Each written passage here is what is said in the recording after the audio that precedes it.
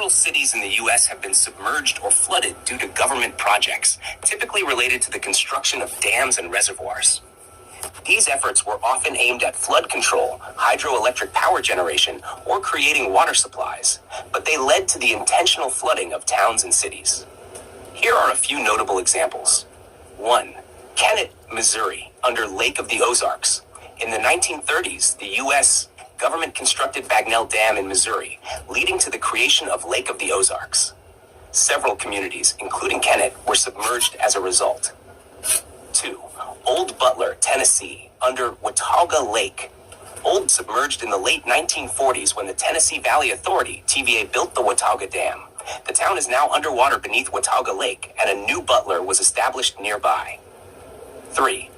Damascus, Georgia, under Lake Seminole. The construction of the Jim Woodruff Dam in the late 1940s led to the creation of Lake Seminole, submerging parts of the community of Damascus. 4. Monticello, California, under Lake Berryessa. The small town of Monticello was flooded in the 1950s when the Monticello Dam was built, creating Lake Berryessa. The remains of the town are still underwater. 5. Pacifio, Arizona, under Lake Mead. As part of the Hoover Dam project, several small communities along the Colorado River, including Pacifio, were flooded to create Lake Mead in the 1930s. Number 6. Celeron, New York, under Chautauqua Lake. Flooding due to the Chautauqua Lake Dam submerged parts of Celeron in the early 20th century. These are examples of cities and towns that were intentionally flooded due to government infrastructure projects, transforming landscapes and communities in the process. Yes, several black towns and communities in the United States were deliberately flooded by the government for infrastructure projects such as the construction of dams, reservoirs, and lakes. These actions displaced residents and submerged thriving black communities underwater. Oscarville, Georgia, under Lake Lanier. Year flooded, 1950s. Reason: the U.S. Army Corps of Engineers created Lake Lanier by damming the Chattahoochee River to provide hydroelectric power, flood control, and black community in Forsyth County. The area was submerged as part of the lake's creation.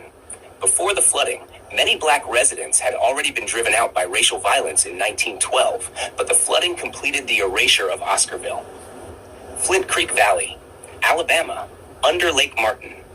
Year flooded, 1920s. Reason: the construction of the Martin Dam by Alabama Power Company to generate electricity led to the creation of Lake Martin. Background: several black communities were submerged when the dam flooded the area, displacing families and erasing local black history. 3. Clear Springs, Alabama, under Lewis Smith Lake. Year flooded, 1960s. Reason: the construction of the Lewis Smith Dam by the Alabama Power Company led to the creation of Lewis Smith Lake. Background: the lake submerged Clear Springs, a predominantly black farming community, displacing its residents.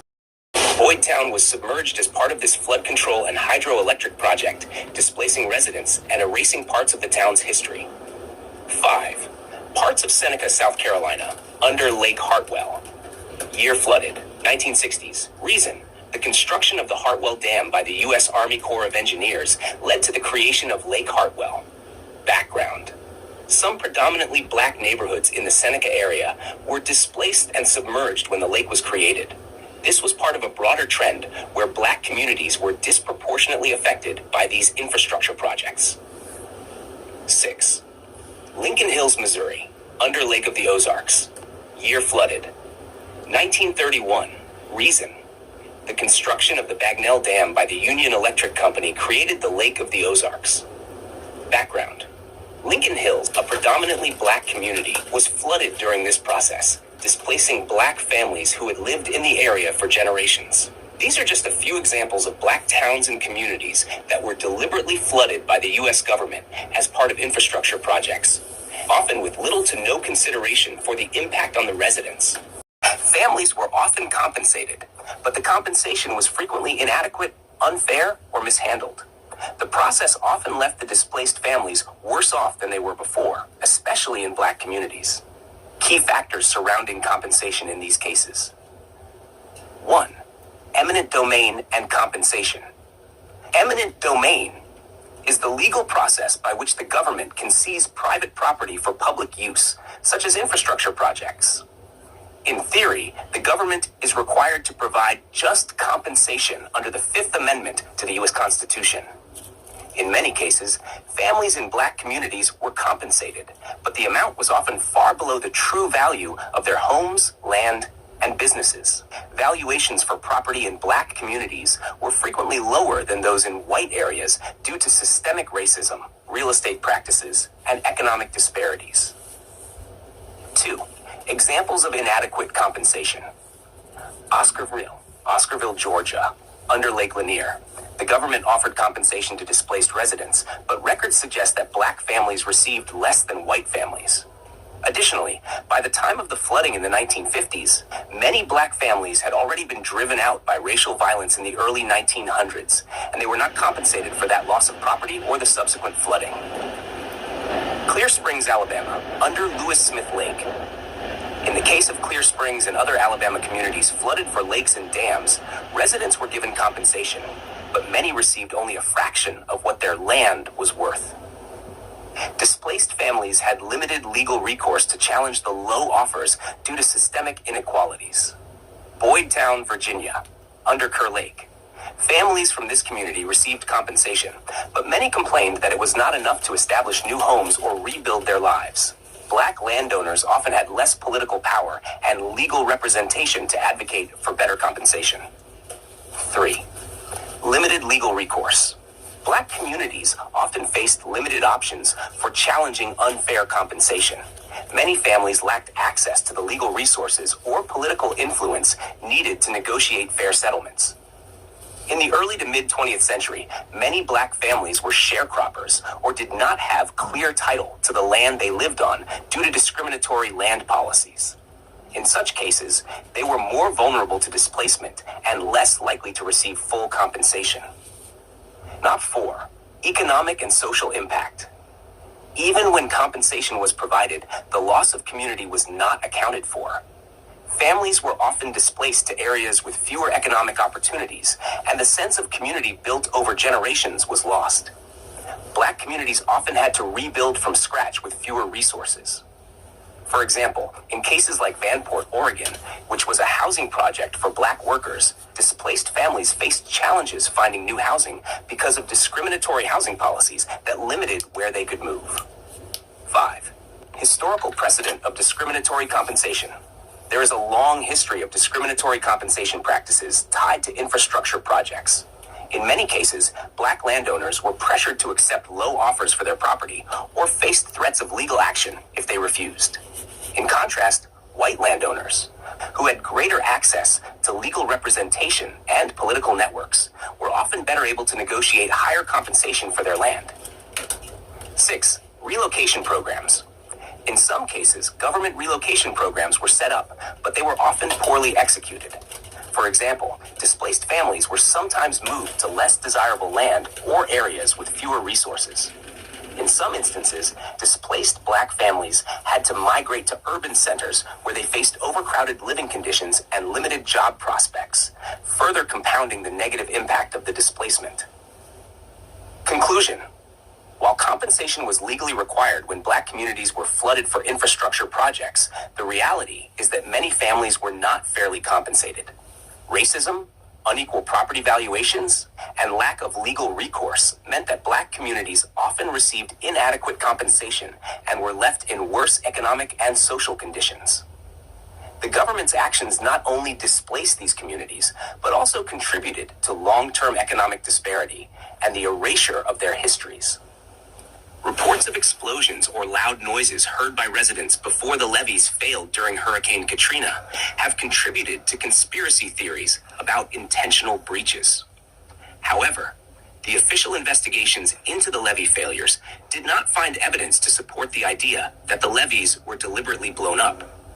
The sounds some residents reported could have been related to a variety of factors, including the intense winds and storm conditions of the hurricane itself, structural failures, or the sounds of debris impacting the levees. The chaos and destruction during such a catastrophic event likely led to confusion and misinterpretation of what was happening. The Army Corps of Engineers and other agencies conducted thorough investigations into the levee failures, attributing them to design flaws, inadequate maintenance, and the unprecedented nature of the storm. Flooding caused widespread devastation in New Orleans, particularly in low-lying areas like the lower Ninth Ward and New Orleans East. In the years following the hurricane, the population of New Orleans fluctuated as some residents returned to rebuild, while others relocated permanently. Many residents did move back, but the pace and extent of return varied depending on factors like the severity of damage, available resources for rebuilding, and government assistance. Some neighborhoods, such as the French Quarter and Uptown, recovered relatively quickly because they experienced less flooding. In contrast, areas like the lower Ninth Ward saw a much slower return of residents due to the extensive destruction, challenges in rebuilding, and socioeconomic factors. The population of New Orleans today is still smaller than it was pre-Katrina, and some neighborhoods have never fully recovered. However, ongoing efforts have helped revitalize parts of the city, with infrastructure improvements and new housing projects attracting some former residents back. The historical context of government actions against Black communities, including instances where flooding was used as a means to clear areas for development or infrastructure projects, indeed contributes to the skepticism surrounding events like the levee breaches during Hurricane Katrina. Throughout U.S. history, there have been cases where Black neighborhoods were targeted for urban renewal or infrastructure projects, leading to displacement and loss of community. This history fosters a perception that the government may act against the interests of marginalized communities. While there is no definitive evidence that the levees were intentionally breached in the lower Ninth Ward, the community's experiences with systemic racism and neglect inform their beliefs and concerns. The intersection of race, environmental policy, and disaster response continues to be a critical issue in discussions about equity and justice in urban planning and recovery efforts. After Hurricane Katrina, the process of compensation and relocation for families in the lower Ninth Ward was complicated and varied widely.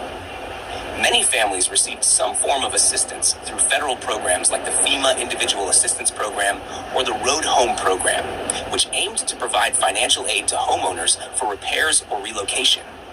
However, the compensation was often criticized for being inadequate and insufficient to cover the costs of rebuilding or relocating. Many families faced challenges in navigating the bureaucracy, and those living in areas deemed high risk or closer to levees might have received different treatment compared to others. The overall recovery process was marred by disparities, and many Black families felt they were not adequately supported compared to other communities. This has led to ongoing discussions about equity in disaster recovery and the need for more comprehensive support systems for marginalized communities affected by such events. The community continues to advocate for better infrastructure and disaster preparedness to ensure safety for those who live in close proximity to the levees.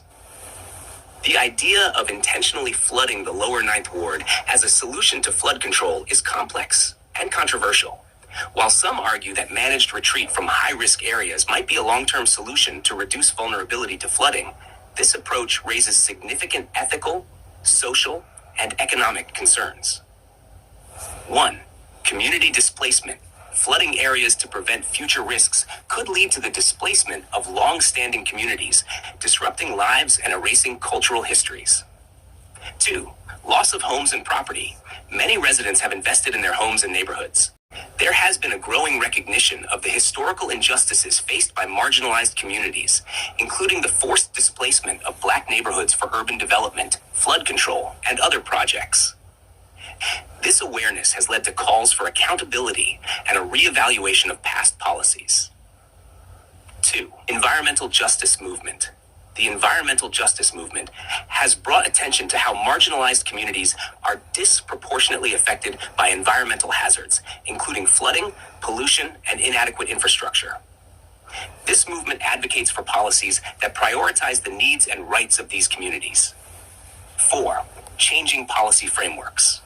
There is a growing recognition within government agencies and organizations of the importance of integrating social equity into disaster response and recovery policies. This includes efforts to involve communities in decision-making processes and to create solutions that address their specific needs. While the legacy of past injustices cannot be erased, these developments indicate a shift toward more equitable approaches that prioritize the voices and rights of historically marginalized communities in policy decisions related to disaster management and urban planning. If you enjoyed the video, kindly hit that subscribe bell and give it a like. It really helps the channel grow. Thank you.